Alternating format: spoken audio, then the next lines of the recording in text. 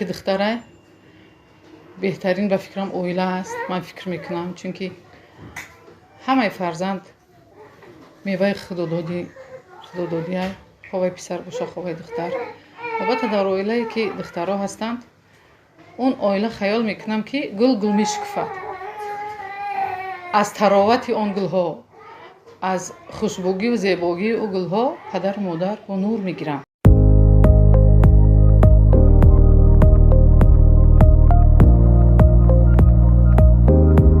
هر دفعه که دختر دور میشدیم شکر میکردیم، برای که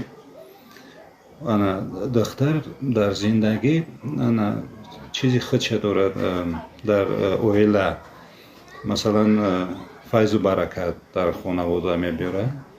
من خیلی حس کردم. به همه معلومه که دختر دار وقتی که چند تا دختر به بویه میرسونن، به کمال میرسونن، شوهر میدین و میگن که بهشتیه. برای همین ما فکر میکنیم که هر یک اویله که دختر دارد باید شکر کنه.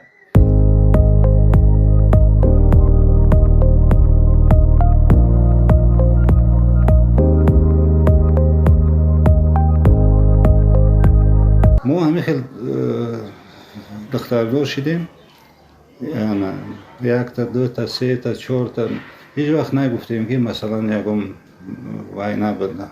من خودم حس میکردم که این خاصی خداونده، برای همین شکر میکردیم، کلام میکردیم، تربیت میدادیم.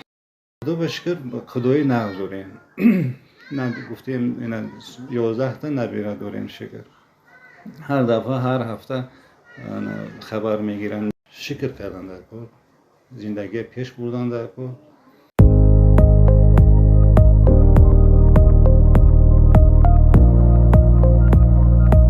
اساس در تربیت فرزندو جذبه پدر کی بود، من همین دستگیری میکردم و این طرفش با من به دست میگرفتم که در زندگی همه طرفه به یک دیگر فهمی باشد و همه طرفه زندگی در تیار شدن در کار، چون که شما دخترکی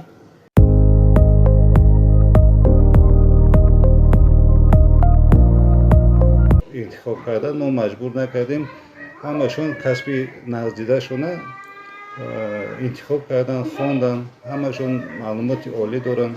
یک کسش کدوانو گفتیم که خوراک میپخت، یک تاش چیزی خانواده را رو بچین میکرد، یک تاش و اینا با هم تقسیم کرده بودن.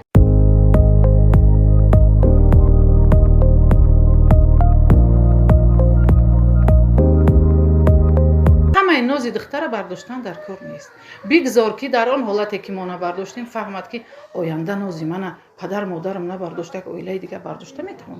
نه، برای همین ما همین دخترها رو همه خیلی کردیم که بچم حالت زندگی هر خیله، آینده نمیدونیم که تقدیر شما در کدام 4 گوشه تاجیکستان میافتد، کدام حالت دای باید ایوده این حالت ها ببروین. شما میخوام که همین مادرها خشتومنو همین تا آن توانه دخترکو را فرزندامونه در یک حالت های تربیت کنیم که به همه چی تاباور باشن، حرمت احترام یکدیگر را پدر و مادر گم نکنن. در حالت حرمت احترام نباشد، ترتیب نباشد، تمیز نباشد، او زندگی نیست.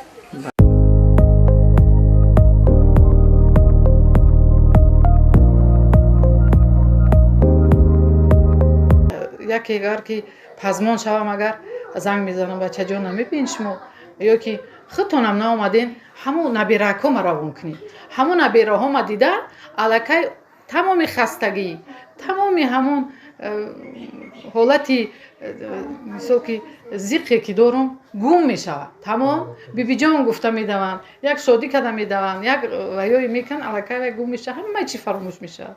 یک خرسپختی و خرسندی انسان همیه که فرزند جا بجا کردی، حاصلش چی؟ فرزند نعمت نبیره و نبیره با مغزی دونه.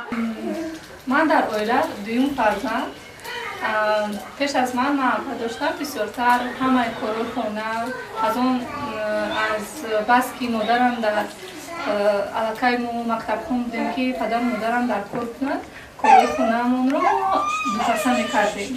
бо апам ҳамаи корҳои хона баробар тақсим буданд. ҳар ҳолатҳое мешуд ки апам бо корҳои шахсӣ масалан мерафтан ё корҳои шахсӣ буд ман мекардам. рӯзое ки ман намефаҳмистам ман мекард. хеле ҷангу ҷанҷоли беҳуда хеле набуд. муносибати хуб доштем. то ҳозирам мо нисбати якдигар меҳрубонем, ҳамдигарро дӯст медорем. аз фурсати муносиб истифода бурдам ба падару модарам бениҳоят миннатдории хешро баён мекунам ки барои инкишофи ман, барои таълиму тарбияи ман бисёр масъулияти бузург доранд дар ҳаёти шахсии ман.